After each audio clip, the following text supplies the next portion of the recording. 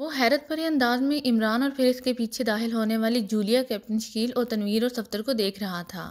کیا مطلب؟ کون ہو تم لوگ؟ اینڈریو نے حیرت بھرے لہجے میں کہا۔ مسٹر اینڈریو، ہم وہی لوگ ہیں جن کے متعلق تم نے مراٹے کو حکم دیا تھا کہ وہ ہمیں 5 منٹ کے اندر اندر رہائش گاہ سے نکل جانے کا حکم دیا تھا، ورنہ ہمیں ہلاک کرنے کے لیے تم اس ساری عمارت کو ہی بموں سے اڑا دو گے۔ عمران نے مسکراتے ہوئے کہا تو اینڈریو یک لحظت اچھل کر کھڑا ہو گیا۔ کیا مطلب؟ کیا تم علی عمران ہو؟ اینڈریو کی آواز حیرت سے پھٹ گئی۔ تم نے ہاں باغ دوڑ کی اینڈریو، ہمیں پہلے اطلاع کر دیتے تو ہم مراٹے کی بجائے سیدھے تمہارے پاس آ جاتے اور تمہارے مہمان بن کر تمہیں مہمان نوازی کا شرف بخش دیتے۔ عمران نے مسکراتے ہوئے کہا۔ کیا مطلب؟ تم زندہ ہو؟ یہ کیسے ممکن ہے؟ یہ کیسے ہو سکتا ہے؟ اینڈریو کی آنکھیں حیرت سے پھیلتی چلی گئیں۔ سنو، اپنا ہاتھ میز سے ہٹا لو، ورنہ میری تو جیب میں سوراخ ہوگا ہی، لیکن تمہارے دل میں بھی سوراخ ہو جائے گا اور تمہیں چیخنے کا موقع بھی نہ ملے گا۔ عمران کا لہجہ یک لحظت سخت ہو گیا اور اینڈریو نے بے اختیار میز کی طرف بڑھتا ہوا ہاتھ اٹھا لیا۔ اسی لمحے کیپٹن شکیل، تنویر اور صفدر نے جیبوں سے ریوالور باہر نکال لیے۔ او تم یہاں کیوں آئے ہو اور کیا چاہتے ہو؟ اینڈریو نے ہونٹ چباتے ہوئے کہا۔ میری بات غور سے سنو اینڈریو، مجھے اس بات کا علم ہے کہ تم مجھے اچھی طرح جانتے ہو، اس لیے اگر تم سوچ رہے ہو کہ کوئی چکر چلا لو گے تو اس خیال کو ذہن سے نکال دو اور مجھے تم سے لمبی چوڑی کوئی بات بھی نہیں کرنی۔ اس لیے بہتر ہے کہ تم میری چند باتوں کا جواب دے دو، میں اور میرے ساتھی تمہیں کوئی نقصان پہنچائے بغیر واپس چلے جائیں گے۔ عمران نے یک لحظت سرد لہجے میں کہا۔ لیکن تم چاہتے کیا ہو؟ عمران کا سرد لہجہ سن کر اینڈریو نے ہونٹ کاٹتے ہوئے کہا۔ ادھر صوفے پر آ جاؤ، وہاں بیٹھ کر اطمینان سے دوستانہ انداز میں باتیں کرتے ہیں، عمران نے مسکراتے ہوئے کہا۔ اور ساتھ ہی اس کا ہاتھ کوٹ کی جیب سے باہر آ گیا، اس کے ہاتھ میں مشین پسٹل تھا۔ اینڈریو اٹھا اور میز کی سائڈ سے نکل کر عمران کے قریب سے گزرنے لگا۔ عمران اس کے قریب آتے ہی یک لحظت تیزی سے ایک طرف ہٹ گیا تو اینڈریو کا جسم جو ذرا سا لہرایا تھا یک لحظت جھٹکے کے ساتھ سیدھا ہو گیا اور عمران کے لبوں پر مسکراہٹ پھیل گئی۔ میں نے تمہاری جان بچا لی ہے اینڈریو، ورنہ تم نے حملہ کرنے کی جو پلاننگ کی تھی اس کے جواب میں مشین پسٹل کی گولیاں تمہارا دل چھید جاتی۔ عمران نے زہریلے لہجے میں کہا۔ آخر تم چاہتے کیا ہو؟ اینڈریو نے مڑ کر ہونٹ کاٹتے ہوئے کہا، اور اسی لمحے کیپٹن شکیل اور صفدر نے اس کی پشت سے ریوالور لگا دیے۔ فی الحال میں اتنا چاہتا ہوں کہ تم آرام سے بیٹھ جاؤ اور تم لوگ بھی ذرا پیچھے ہٹ جاؤ، اینڈریو احمق نہیں ہے، عمران نے مسکراتے ہوئے کہا تو صفدر اور کیپٹن شکیل نے اس بات میں سر ہلاتے ہوئے ایک قدم پیچھے ہٹ گئے۔ تم نے سائرل کے کہنے پر ہمارے خلاف جو پلاننگ کی تھی وہ تو ختم ہو گئی، ویسے ایک بات ہے، اس قدر احمقانہ پلاننگ کی مجھے تم سے توقع نہیں تھی، عمران نے کہا۔ ٹھیک ہے، میں سمجھ گیا، میں تم سے الٹی سیدھی بات کرنے سے کوئی فائدہ نہیں ہوگا۔ میں تمہیں کلیئر کر دیتا ہوں، اصل میں مراٹے سے نہ الجھنا چاہتا تھا، میری پلاننگ بے داغ تھی۔ جیسے ہی تم نے عمارت سے باہر نکلنا تھا تم پر دونوں طرف سے مشین گنوں کی گولیاں برسنی شروع ہو جاتی اور تم مارے جاتے، اینڈریو نے کہا۔ میں یہ بات نہیں کر رہا کہ تمہاری کیا پلاننگ تھی، میں تم سے صرف یہ پوچھنا چاہتا ہوں کہ کیا تم نے سائرل کو بتایا تھا کہ تم مراٹے سے کیوں ڈرتے ہو؟ کیا اسے معلوم ہے کہ مراٹے منشیات اور اسلحہ کی جو اسمگلنگ کرتا ہے اس میں تم بھی اس کے برابر کے حصہ دار ہو، جسے پارٹنرشپ کہتے ہیں، عمران نے مسکراتے ہوئے کہا تو اینڈریو یک لحظت اچھل پڑا، اس کے چہرے پر ایک رنگ سا آ کر گزر گیا۔ کیا مطلب؟ یہ سب تم کیسے جانتے ہو؟ اینڈریو نے بری طرح چونکتے ہوئے کہا۔ اس کے چہرے پر شدید حیرت کے تاثرات ابھر آئے تھے۔ سوال نہیں، مجھے بس میری بات کا جواب دو، عمران کا لہجہ سرد ہو گیا۔ نہیں، سائرل کو اس بات کا علم نہیں ہے، وہ منشیات وغیرہ کے سخت خلاف ہے، اگر اسے علم ہو جاتا تو مجھے ناقابل تلافی نقصان اٹھانا پڑتا، اینڈریو نے ہونٹ کاٹتے ہوئے کہا۔ اچھا، اب آخری بات، جزیرہ کارٹم کے گرد موجود حفاظت کے متعلق مجھے تفصیل سے بتا دو، عمران نے سرد لہجے میں کہا۔ تم شاید میری بات پر یقین نہیں کرو گے، لیکن یہ سچ ہے کہ اس جزیرے پر کیا ہے اور وہاں حفاظت کے کیا انتظامات ہیں، ان کے بارے میں مجھے کچھ بھی معلوم نہیں ہے اور نہ ہی میں آج تک وہاں گیا ہوں، اینڈریو نے جواب دیا اور عمران نے اس کے لہجے سے اندازہ لگا لیا کہ وہ درست کہہ رہا تھا۔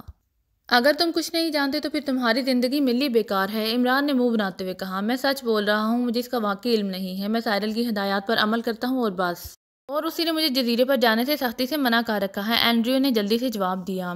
یہ تو تم جانتے ہو کہ جس لڑکی کو پاکیزہ سے اغوا کر کے لایا گیا ہے اسے سائرل کا ولسن نامی ساتھی جزیرہ کارٹم پر لے گیا تھا۔ کیا وہ اب بھی جزیرہ کارٹم میں ہی ہے یا اس جزیرے سے نکل کر کسی اور جگہ پہنچ چکے ہیں؟ تم اس بات سے انکار نہیں کر سکتے ہو کہ تمہیں اس بات کا علم نہیں ہے کیونکہ تم یہاں سائرل کے خاص نمائندے ہو، عمران نے کہا۔ نہیں، میں ولسن اور لڑکی کے بارے میں کچھ بھی نہیں جانتا ہوں، میں تو صرف یہاں سائرل کے دشمنوں کے خلاف کام کرتا ہوں اور بس، اس کے بدلے میں وہ مجھے لمبی رقم دیتا ہے، اینڈریو نے کہا۔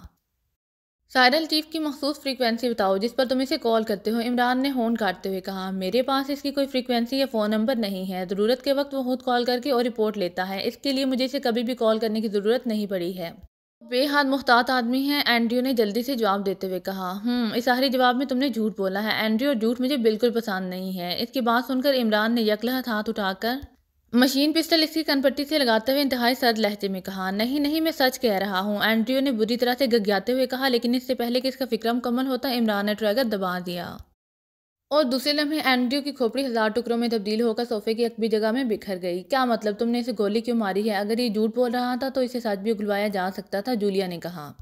اس کے لہجے میں حیرت تھی۔ نہیں، یہ بیچارہ سچ ہی بول رہا تھا، عمران نے مسکراتے ہوئے کہا۔ تو پھر تم نے اسے گولی کیوں مار دی؟ تنویر نے حیرت بھرے لہجے میں کہا۔ سیدھی سی بات ہے، اسے زندہ چھوڑنے کا مطلب تھا کہ سائرل کو ہمارے بچ جانے کی رپورٹ مل جاتی۔ اب اسے یہی رپورٹ ملے گی کہ اینڈریو مارا گیا ہے اور بس۔ عمران نے مشین پسٹل واپس جیب میں ڈالتے ہوئے کہا اور تیزی سے بیرونی دروازے کی طرف بڑھ گیا۔ سیڑھیوں پر اب بھی کوئی بھی آدمی موجود نہیں تھا۔ شاید اینڈریو کو اپنی دہشت پر اس قدر اعتماد تھا کہ اس نے اپنے دفتر کے سامنے کسی محافظ کو رکھنے کا سوچا تک نہ تھا۔ وہ بڑے اطمینان سے چلتے ہوئے کمپاؤنڈ گیٹ سے باہر آ گئے۔ کیبن کے سامنے کھڑا ہوا وہ پہلا مسلح آدمی اب وہاں موجود نہیں تھا، بلکہ اس کی جگہ ایک اور آدمی کھڑا ہوا تھا۔ کمپاؤنڈ گیٹ سے باہر انہیں جلد ہی ایک ٹیکسی مل گئی اور عمران نے اسے مارشل کلب چلنے کا کہا اور اطمینان سے ٹیکسی میں بیٹھ گیا۔ ٹیکسی انتہائی تیز رفتاری سے مختلف سڑکوں پر سفر کرتے ہوئے ایک اور 4 منزلہ عمارت کے سامنے جا کر رک گئی۔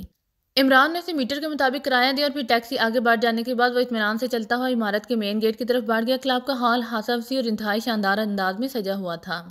عمران سیدھا کاؤنٹر کی طرف بڑھ گیا۔ وہاں ایک نوجوان کسی رجسٹر پر جھکا ہوا کچھ لکھنے میں مصروف تھا۔ عمران کے قریب پہنچنے پر اس نے آہٹ سن کر سر اٹھایا۔ یس سر، نوجوان نے کاروباری انداز میں کہا۔ مسٹر بروسن کا اطلاع دو کہ ایک پارٹی بزنس کے سلسلے میں سے ملنا چاہتی ہے۔ بگ ڈیل ہے، عمران نے بڑے سادہ سے لہجے میں کہا۔ او، آپ کا نام؟ نوجوان نے چونک کر پوچھا۔ میرا نام مائیکل ہے اور میں ویلنگٹن سے آیا ہوں، عمران نے جواب دیا۔ اوکے، میں بعد سے بات کرتا ہوں، نوجوان نے چند لمحے خاموش رہنے کے بعد کہا اور پھر ایک سائڈ پر پڑے ہوئے انٹرکام کا ریسیور اٹھا کر اس نے ایک نمبر دبا دیا۔ جناب، میں کاؤنٹر سے ٹام بول رہا ہوں، ایک عورت اور 4 مرد آئے ہیں۔ وہ آپ سے کسی بزنس ڈیل کے سلسلے میں ملنا چاہتے ہیں۔ بگ ڈیل ہے اور ان کے لیڈر کا نام مائیکل ہے اور وہ کہہ رہا ہے کہ وہ ویلنگٹن سے آیا ہے، نوجوان نے انتہائی مؤدبانہ لہجے میں کہا۔ یس سر، اوکے سر، میں بات کراتا ہوں، نوجوان نے کہا اور پھر ریسیور عمران کی طرف بڑھا دیا۔ بعد سے بات کر لیں، نوجوان نے کہا اور عمران نے ریسیور اس کے ہاتھوں سے لے لیا۔ ہیلو مسٹر بروسن، حوالے کے لیے ویلنگٹن کا ریڈ ایرو کے نام میرے خیال میں کافی رہے گا، عمران نے مسکراتے ہوئے کہا۔ او ٹھیک ہے، حوالہ درست ہے، ریسیور کاؤنٹر مین کو دے دو۔ دوسری طرف سے ایک بھاری آواز سنائی دی اور عمران نے مسکراتے ہوئے ریسیور واپس نوجوان کو دے دیا۔ یس سر، اوکے سر، نوجوان نے کہا اور ریسیور آ کر اس نے ایک سائڈ پر کھڑے ہوئے آدمی کو اشارہ کیا اور وہ آدمی تیزی سے آگے بڑھ آیا۔ سنو، انہیں باس کے دفتر پہنچاؤ، نوجوان نے عمران اور اس کے ساتھیوں کی طرف اشارہ کرتے ہوئے کہا۔ آئیں، اس آدمی نے اس بات میں سر ہلاتے ہوئے کہا اور عمران اور اس کے ساتھی اس کے پیچھے چلتے ہوئے راہداری سے گزر کر ایک اور دروازے کے سامنے پہنچ کر رک گئے۔ اس آدمی نے آگے بڑھ کر دروازے پر دستک دی۔ یس، اندر سے وہی آواز سنائی دی جو عمران نے انٹرکام کے ریسیور میں سنی تھی اور اس آدمی نے دروازہ دھکیل کر دروازہ کھول دیا اور ایک سائڈ پر ہٹ گیا۔ عمران اندر داخل ہوا۔ یہ ایک خاصا بڑا کمرہ تھا جس کے آخری سرے پر ایک میز کے پیچھے اونچی پشت والی کرسی پر ایک دبلا پتلا لیکن کرہ چہرے والا ادھیڑ عمر آدمی بیٹھا ہوا تھا۔ آئیں مسٹر مائیکل، اس دبلے پتلے سے آدمی نے اٹھ کر عمران اور اس کے ساتھیوں کا استقبال کرتے ہوئے کہا۔ میرا نام مائیکل ہے مسٹر بروسن اور یہ میرے ساتھی ہیں، عمران نے آگے بڑھ کر اس سے مصافحہ کرتے ہوئے کہا، لیکن اس نے اپنے ساتھیوں کا تعارف کرانے کی ضرورت نہ سمجھی۔ تشریف رکھیے، اس نے اسپاٹ لہجے میں کہا تو عمران اور اس کے ساتھی سامنے رکھی ہوئی کرسیوں پر بیٹھ گئے۔ آپ بتائیں کہ میں آپ کی کیا خدمت کر سکتا ہوں، بروسن نے خالص کاروباری انداز میں کہا۔ اس کے انداز سے معلوم ہو رہا تھا کہ وہ صرف ایک کاروباری قسم کا انسان ہے جسے اپنے کاروبار کے سوا کسی سے کوئی مطلب نہیں ہوتا۔ مجھے ریڈ ایرو نے بتایا تھا کہ آپ بزنس کے معاملے میں بے حد کھرے آدمی ہیں اور آپ پر اعتماد کیا جا سکتا ہے، عمران نے سنجیدگی سے کہا۔ جی ہاں، اس نے آپ کو درست بتایا ہے، ریڈ ایرو میرے ساتھ بزنس کرتا ہے، بہرحال فرمائیں، بروسن نے سر ہلاتے ہوئے کہا۔ ہمیں چند خاص چیزیں چاہیے، عمران نے کہا تو بروسن چونک پڑا۔ کیا چیزیں، بروسن نے کہا۔ میں آپ کو لکھ کر دیتا ہوں، عمران نے کہا تو بروسن نے ایک لمحے کے لیے غور سے اس کی طرف دیکھا، پھر اس نے نوٹ پیڈ اور ایک قلم عمران کی طرف بڑھا دیا۔ عمران اس پر تیزی سے لکھنے لگا اور پھر اس نے پیڈ اس کی طرف بڑھا دیا۔ بروسن نے نوٹ پیڈ پر تحریر دیکھی اور پھر اس نے بے اختیار ہونٹ بھینچ لیے۔ او، یہ تو واقعی خاص چیزیں ہیں، بروسن نے کہا۔ کیا آپ مہیا کر سکتے ہیں، عمران نے پوچھا۔ ہاں، لیکن یہ انتہائی قیمتی اشیاء ہیں، کیا آپ ان چیزوں کے لیے بھاری رقم خرچ کر سکتے ہیں، بروسن نے کہا۔ اس کا لہجہ بددستور سپاٹ تھا۔ آپ قیمت کی فکر نہ کریں، سپلائی کی بات کریں، عمران نے جواب دیا۔ کب چاہیے آپ کو یہ چیزیں اور کہاں چاہیے، بروسن نے ایک لمحہ سوچنے کے بعد پوچھا۔ ہمیں آج اور ابھی چاہیے، ہم اس وقت تک یہیں رہیں گے، عمران نے جواب دیا، لیکن بروسن نے حیرت بھرے لہجے میں کچھ کہنا چاہا۔ دیکھیں مسٹر بروسن، ریڈ ایرو کے کہنے پر ہم خصوصی طور پر یہاں آئے ہیں اور ریڈ ایرو نے بتایا تھا کہ آپ کو صرف دولت سے مطلب ہوتا ہے اور آپ سوال و جواب کرنے کے عادی نہیں ہیں، عمران نے تیز لہجے میں کہا۔ ریڈ ایرو نے آپ کو درست بتایا ہے، آپ کا مطلوبہ سامان صرف 1 گھنٹے کے اندر سپلائی ہو سکتا ہے، ادائیگی آپ کو فوری اور نقد کرنی ہوگی، بروسن نے کاروباری انداز میں کہا۔ ٹھیک ہے، قیمت بتائیں، عمران نے سر ہلاتے ہوئے جواب دیا۔ اور بروسن نے میز پر رکھے ہوئے مختلف رنگوں کے ٹیلی فونوں میں سے سرخ رنگ کا ٹیلی فون اپنی طرف کھسکایا اور پھر ریسیور اٹھا لیا۔ یس، دوسری طرف سے ایک آواز سنائی دی۔ ہنگری کو میرے پاس بھیج دو، بروسن نے کہا اور ریسیور رکھ دیا۔ تقریباً 10 منٹ بعد دروازہ کھلا اور ایک لمبے قد کا آدمی اندر داخل ہوا۔ اس نے اچھڑتی ہوئی نظریں عمران اور اس کے ساتھیوں پر ڈالی اور پھر بروسن کی طرف متوجہ ہو گیا۔ یس پاس اس کا لہجہ بے حد مودبانہ تھا۔ یہ لسٹ لو اور اس سامان کی صحیح قیمت چیک کر کے آؤ ابھی فوراً، بروسن نے عمران والا کاغذ اس کی طرف بڑھاتے ہوئے تیز لہجے میں کہا۔ یس پاس ہنگری نے مودبانہ انداز میں کاغذ لیتے ہوئے کہا۔ اس نے ایک نظر کاغذ پر ڈالی اور پھر چونک پڑا، لیکن اس نے کچھ کہا نہیں اور واپس چلا گیا۔ پھر تقریباً 10 منٹ بعد دروازہ کھلا اور ہنگری واپس اندر آیا اور اس نے آگے بڑھ کر کاغذ دوبارہ بروسن کے سامنے ڈاک دیا۔ اوکے تم جا سکتے ہو، بروسن نے کہا اور ہنگری واپس چلا گیا۔ $70 لاکھ، بروسن نے کاغذ اٹھا کر پڑھا اور پھر عمران کی طرف بڑھا دیا۔ عمران نے ایک نظر کاغذ پر ڈالی اور پھر جیب میں ہاتھ ڈال کر اس نے چیک بک سے علیحدہ کیا ہوا ایک چیک نکالا اور اس پر رقم درج کر کے اس نے چیک بروسن کی طرف بڑھا دیا۔ یہ سینٹرل بینک آف ولنگٹن کا گارنٹیڈ چیک ہے، عمران نے کہا تو بروس نے جلدی سے چیک اٹھایا اور اسے غور سے دیکھنے لگا۔ اس کے چہرے پر انتہائی حیرت کے تاثرات ابھر آئے۔ اوہ مسٹر مائیکل، آپ نے تو واقعی مجھے حیران کر دیا ہے۔ سینٹرل بینک آف ولنگٹن کے گارنٹیڈ چیک کا تو میں سوچ بھی نہیں سکتا تھا۔ ایسے چیک تو حکومتی سطح پر ہی جاری کیے جاتے ہیں۔ کیا آپ حکومتی نمائندے ہیں؟ بروسن کے چہرے پر پہلی بار شدید تعجب اور قدرے پریشانی کے تاثرات نمودار ہوئے تھے۔ نہیں، میرا حکومت سے کوئی تعلق نہیں ہے، یہ ایک سیکرٹ ڈیل ہے اور بس، عمران نے سر ہلاتے ہوئے کہا۔ اوہ پھر ٹھیک ہے، بروسن نے چیک کو بڑے احتیاط سے طے کر کے اپنی جیب میں منتقل کرتے ہوئے کہا۔ سپلائی کہاں پر ہوگی؟ عمران نے چونک کر پوچھا۔ آپ بے فکر رہیں جناب، میں آپ کو ایک ایسی جگہ لے جاؤں گا جہاں سپلائی کے کسی کو کانوں کان خبر نہ ہوگی، بروسن نے مسکراتے ہوئے کہا تو عمران نے اس بات میں سر ہلا دیا۔ بروسن اٹھا اور اس کے ساتھ ہی عمران اور اس کے ساتھی بھی اٹھ کھڑے ہوئے اور پھر وہ دروازے کی جانب بڑھتے چلے گئے۔ سائرل کا چہرہ غصے کی شدت سے سرخ ہو رہا تھا اور آنکھوں سے شعلے نکل رہے تھے۔ اسے اینڈریو کی موت کی اطلاع مل چکی تھی۔ آخر یہ لوگ ہیں کیا؟ یہ جن ہیں، یہ بھوت؟ یہ اینڈریو تک کیسے پہنچ گئے؟ سائرل نے غصے سے ہونٹ بھینچتے ہوئے کہا۔ اسی لمحے دروازے پر دستک ہوئی تو وہ چونک پڑا۔ یس کم ان، اس نے دروازے کی طرف دیکھ کر تیز آواز میں کہا تو دروازہ کھلا اور ایک نوجوان اندر داخل ہوا۔ یس چیف، آپ نے مجھے بلایا تھا، نوجوان نے اندر آ کر مودبانہ لہجے میں کہا۔ جیکب، تم اپنے پورے گروپ کے ساتھ جا کر جزیرہ کارٹم کی طرف سے آنے والے راستے کی مکمل طور پر پکٹنگ کرو۔ ہولنگو سٹی میں ہمارا خاص آدمی اینڈریو مارا جا چکا ہے اور پاکیشیا سیکرٹ سروس کے افراد وہاں سے غائب ہو چکے ہیں۔ وہ یقیناً اب وہاں سے جزیرہ کارٹم پر پہنچنے کی کوشش کریں گے اور سنو، چاہے وہ لانچوں پر آئیں یا بحری جہازوں پر، ہیلی کاپٹر پر آئیں یا کسی طیارے پر، تم نے ہر آنے جانے والے کو بغیر وارننگ دیے ہلاک کر دینا ہے۔ مکمل اور انتہائی سخت نگرانی کرو اور یہ حکم آئندہ ایک ہفتے تک برقرار رہے گا۔ کوئی کوتاہی نہیں ہونی چاہیے، انہیں کسی بھی صورت میں جزیرہ کارٹم پر نہیں پہنچنا چاہیے۔ تم ایسی حماقت نہ کرنا جیسی اینڈریو نے کی تھی۔ میں نے اسے جزیرہ کارٹم پر رہنے کی ہدایات دی تھیں، لیکن وہ ہولنگو سٹی چلا گیا تھا اور اپنے کلب میں پہنچ گیا تھا جس کی اسے سزا ملی، اور عمران اور اس کے ساتھی اس تک پہنچنے میں کامیاب ہو گئے اور وہ ان کے ہاتھوں مارا گیا، سائرل نے غصیلے لہجے میں کہا۔ یس چیف، آپ بے فکر رہیں، دشمن ایجنٹ میری موجودگی میں جزیرہ کارٹم تو کیا اس کے قریب بھی نہ پھٹک سکیں گے۔ اگر انہوں نے اس طرف آنے کی کوشش کی تو میں ان پر موت بن کر ٹوٹ پڑوں گا اور ان میں سے کسی ایک کو بھی زندہ نہ چھوڑوں گا، جیکب نے مودبانہ لہجے میں کہا۔ مجھے صرف باتیں نہیں، عملی کام بھی چاہیے، جاؤ جا کر انتظامات کر سکتے ہو تو کرو، جاؤ، سائرل نے غصیلے لہجے میں کہا تو جیکب نے اس بات میں سر ہلا دیا اور پھر واپس مڑ کر دروازے کی طرف بڑھتا چلا گیا۔ سنو، اچانک سائرل نے کہا تو جیکب رک گیا۔ یس چیف، اس نے مودبانہ لہجے میں کہا۔ جزیرہ کارٹم تک پہنچنے کے لیے انہیں یقیناً طاقتور لانچ یا پھر تیز رفتار موٹر بوٹ کی ضرورت ہو سکتی ہے۔ کیا تم بتا سکتے ہو کہ اگر انہیں کوئی موٹر بوٹ یا لانچ حاصل کرنا ہو تو وہ کہاں اور کس سے حاصل کریں گے؟ انہیں مخصوص اسلحے کی بھی ضرورت ہوگی اور یہاں ایسا کون ہو سکتا ہے جو انہیں اسلحہ فراہم کر سکتا ہو؟ سائرل نے کہا۔ یس چیف، یہاں آنے کے لیے انہیں کوئی لانچ وغیرہ حاصل کرنی ہوگی تو وہ لازماً مارشل کلب کے بروسن سے بات کریں گے۔ اسلحہ وغیرہ کی سپلائی ہولنگو سٹی میں اس کے علاوہ اور کوئی نہیں کر سکتا، اس لیے اگر اسے ٹٹول لیا جائے تو شاید ان لوگوں کو کوئی کلیو مل جائے۔ اس طرح ہم ان کی طرف سے پوری طرح سے باخبر رہیں گے، جیکب نے کہا۔ اوہ ہاں، تم نے بالکل صحیح بات کی ہے، اس کا مطلب ہے یہ چیزیں وہ لازماً ہولنگو سٹی سے ہی حاصل کریں گے اور وہاں جدید ترین اسلحہ اور لانچنگ وغیرہ کی فوری سپلائی واقعی بروسن کے علاوہ اور کوئی نہیں کر سکتا۔ ٹھیک ہے، میں چیک کرتا ہوں، تم بہرحال گروپ لے کر اپنے پوائنٹ پر پہنچو، B5 ٹرانسمیٹر ساتھ لے جانا، ضرورت پڑنے پر تم براہ راست مجھ سے بات بھی کر سکتے ہو، سائرل نے کہا اور جیکب سر ہلاتا ہوا واپس مڑ گیا۔ اب سائرل بروسن کے متعلق سوچ رہا تھا۔ اسے معلوم تھا کہ بروسن خالص کاروباری آدمی ہے اور وہ کبھی بھی اپنا کوئی بزنس سیکرٹ آؤٹ نہ کرے گا، اس لیے وہ کوئی ایسا طریقہ سوچ رہا تھا جس سے بروسن سے فوری طور پر اپنے مطلب کی معلومات اگلوا سکے، اور پھر اچانک اسے خیال آیا تو وہ چونک پڑا۔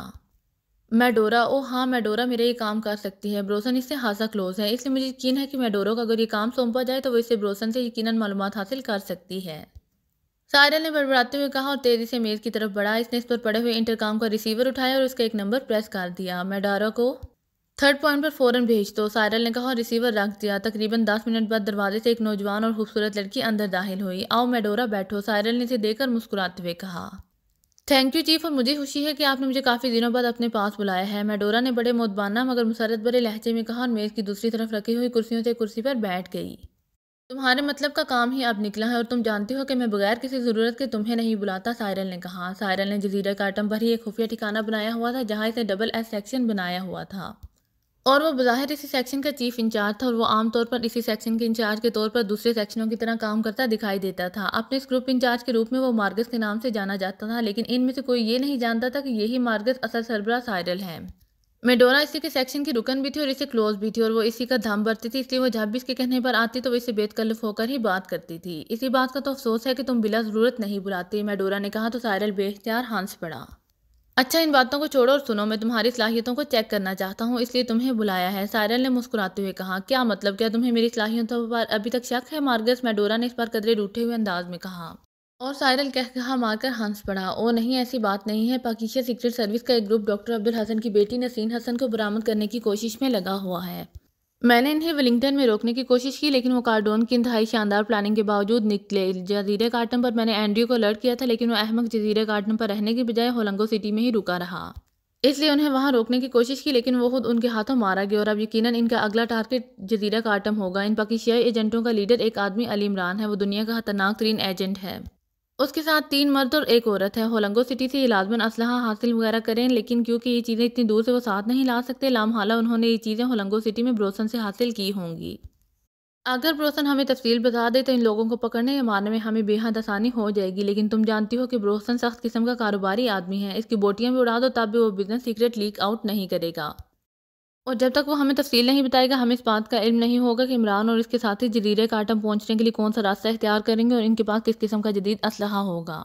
اس لیے میں چاہتا ہوں کہ تم یہ کام کرو۔ بروسن تم سے کلوز ہے، وہ تم سے کوئی بات نہیں چھپاتا ہے، اگر تم اسے بات کرو گے تو وہ ضرور تمہیں اپنا یہ سیکرٹ بتا دے گا، سائرل نے کہا۔ او تو تم چاہتے ہو کہ میں بروسن سے یہ معلومات حاصل کروں؟ میڈورا نے سر ہلاتے ہوئے کہا۔ ہاں، میرا یہی مطلب ہے، سائرل نے جواب دیا۔ ٹھیک ہے، میں آج ہی ہولنگو سٹی چلی جاتی ہوں اور اس سے معلومات حاصل کر آتی ہوں، میڈورا نے کہا۔ اس کے لیے تمہیں اتنی دور جانے کی کیا ضرورت ہے؟ یہ کام تو تم یہاں میرے سامنے بھی کر سکتی ہو، سائرل نے کہا تو میڈورا چونک پڑی۔ وہ کیسے؟ میڈورا نے حیرت بھرے لہجے میں کہا۔ اسے فون کرو اور ساری باتیں اگلوا لو، سائرل نے کہا۔ اس کے لیے مجھے سیٹلائٹ لنک فون کی ضرورت ہوگی تاکہ اسے یہ پتہ نہ چل سکے کہ میں اسے کہاں سے فون کر رہی ہوں۔ میڈورا نے اس بات میں سر ہلاتے ہوئے کہا۔ تو کیا مشکل ہے، میرے پاس سیٹلائٹ لنک فون موجود ہے، میں منگوا لیتا ہوں، سائرل نے کہا۔ اوکے، منگواؤ، میں کوشش کرتی ہوں، میڈورا نے کہا اور سائرل نے انٹرکام پر لانگ رینج وائرلیس فون پیس بھیجنے کا حکم دیا۔ تھوڑی دیر بعد وائرلیس نما سیٹلائٹ لنک فون پیس پہنچ گیا تو میڈورا نے جلدی سے اسے آن کر کے نمبر پریس کرنے شروع کر دیے۔ ہیلو مارشل کلب، رابطہ قائم ہوتے ہی دوسری طرف سے ایک مردانہ آواز سنائی دی۔ بروسن سے بات کراؤ، میڈورا نے تیز لہجے میں کہا۔ آپ کون ہیں؟ دوسری طرف سے پوچھا گیا۔ میں میڈورا بول رہی ہوں، میڈورا نے تیز لہجے میں کہا۔ او مس میڈورا، باس سپلائی دینے کے لیے گئے ہوئے ہیں، دوسری طرف سے جواب دیا گیا۔ جہاں بھی ہو اس سے بات کراؤ فوراً، میڈورا نے بپرے ہوئے لہجے میں کہا۔ ٹھیک ہے، آپ ہولڈ آن کریں، میں ٹرائی کرتا ہوں، دوسری طرف سے کہا گیا اور تقریباً 2 منٹ کی خاموشی کے بعد ریسیور پر بروسن کی آواز ابھری۔ کہاں سے بول رہی ہو میڈورا؟ بروسن کا لہجہ خاصا رومانٹک تھا۔ تمہارے کاروبار سے فرصت ملے گی تو تمہیں میڈورا پہ یاد آئے گی، میں مروں یا جیوں تم اس سے کیا، میڈورا نے روٹھے ہوئے انداز میں کہا۔ ارے میڈورا ڈارلنگ، اتنی ناراضگی؟ میں نے تو سنا تھا کہ تم تفریح کے لیے آئس لینڈ گئی ہوئی ہو، اس لیے میں خاموش رہا۔ کیا ہوا؟ سب خیریت تو ہے نا؟ بروسن نے معذرت بھرے لہجے میں جواب دیتے ہوئے کہا۔ خیریت ہوتی میں تمہیں کال کرتی، نان سینس، میڈورا نے منہ بناتے ہوئے کہا۔ ہوا کیا ہے؟ کچھ بتاؤ تو صحیح، بروسن نے کہا۔ تم جو بزنس کرتے پھی رہے ہو اس نے میری زندگی عذاب بنا دی ہے، بروسن، میں شدید مشکل میں مبتلا ہو گئی ہوں اور اب بھی تم مجھے اس عذاب سے نجات دلا سکتے ہو، میڈورا نے کہا۔ او کیا ہوا ہے؟ جلدی بتاؤ، تمہاری باتیں سن کر مجھے پریشانی ہونا شروع ہو گئی ہے، دوسری طرف سے بروسن نے پریشانی کے عالم میں کہا تو میڈورا کے ساتھ سائرل کے لبوں پر بھی مسکراہٹ آ گئی۔ سیٹلائٹ لنک فون کا لاؤڈر آن تھا، اس لیے سائرل بھی ان کی باتیں بخوبی سن رہا تھا۔